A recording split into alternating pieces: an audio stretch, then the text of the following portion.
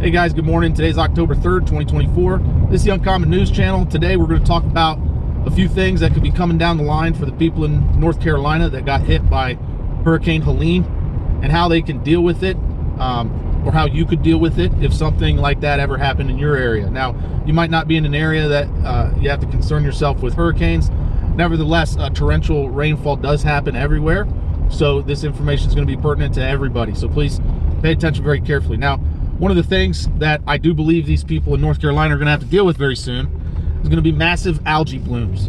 Now, one of the things that usually happens before massive algae blooms is torrential rainfall. You get a lot of rainfall that carry debris into reservoirs, and usually if there's a farm somewhere that has fertilizer on the ground or manure or whatever, and you get that runoff into the reservoir, that concentrates very high concentration of nutrition in the reservoirs will lead to an algae bloom more often than not. And many times those algae blooms could be toxic algae blooms.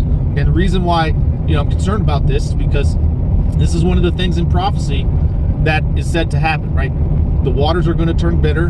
A lot of people are going to drink it, and because of that, they're going to die. Same with the wildlife and the fish. And so knowing how to deal with this kind of thing in advance is very, very important. So let's go ahead and get into some of the ways that you can deal with toxic algae if it becomes a problem where you're at. So first and foremost, the thing you want to think about is suppression, right? And what does that mean? Basically preventing it from getting worse, right? Suppressing the growth.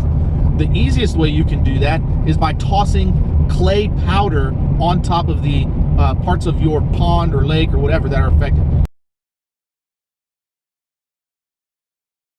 Right, let's suppose you and your family or you and your group have come across a small pond, maybe a few thousand gallons, 15, 20,000 gallons or something, and there's algae growth, right? You want to toss a bunch.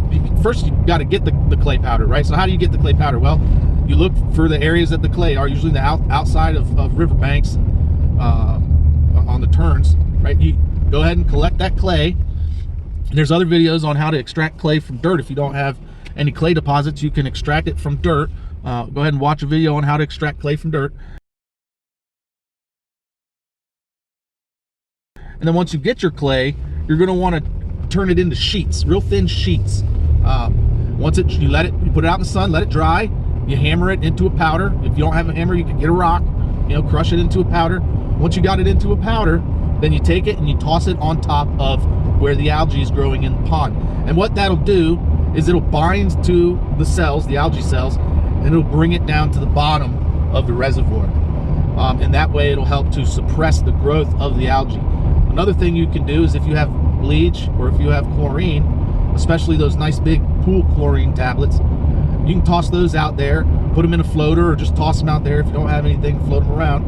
And that'll help to kill viruses, bacteria, different living organisms that could cause you problems, and even toxic algae, right? It could help to suppress the growth of those things, right? But then you still might need to filter it out, right? Suppressing it doesn't get rid of it, and it doesn't get rid of the toxins, right? Some of the bleaches, they can degrade the toxins to make them easier to filter. So that's one of the reasons why I always suggest that you guys have chlorine on hand. I always have chlorine with me wherever I go.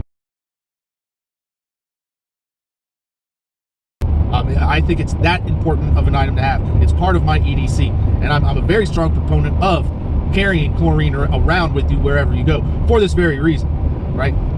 Because you can get a 5-gallon bucket. You can find a bucket in a storm. Usually they're blown all over the place, and you can fill it up with dirty water, toss chlorine in there, and you're going to be better than if you didn't do that. It's going to be much better than anything else you can do in the short term. So I'm a big proponent of the chlorine. Nevertheless, let's talk about filtration, right? So in order to filter out algae toxins, you really need activated carbon.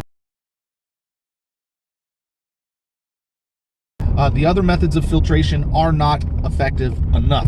Ceramic filters will not work at all in this case. Boiling the water does not work. Distilling the water does not work.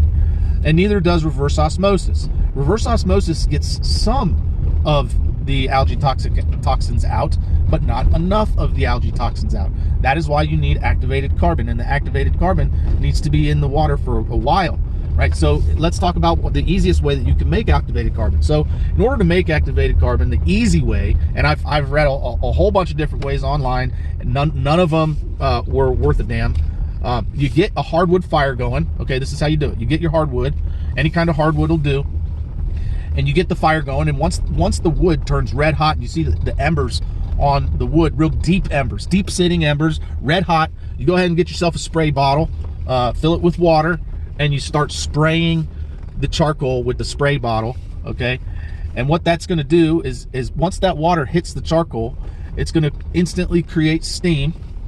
All right, and that steam is going to go through the carbon and create these small fissures. And those small fissures are going to end up increasing the surface area of your coal, right? The hardwood coals that you just made, and it's going to activate it. Not professional activation, but nevertheless, it's the most expedient method that's out there, right? The most expedient, the simplest method that you can use in this type of a scenario to create large amounts of activated carbon, right? Way Out West blog documented this.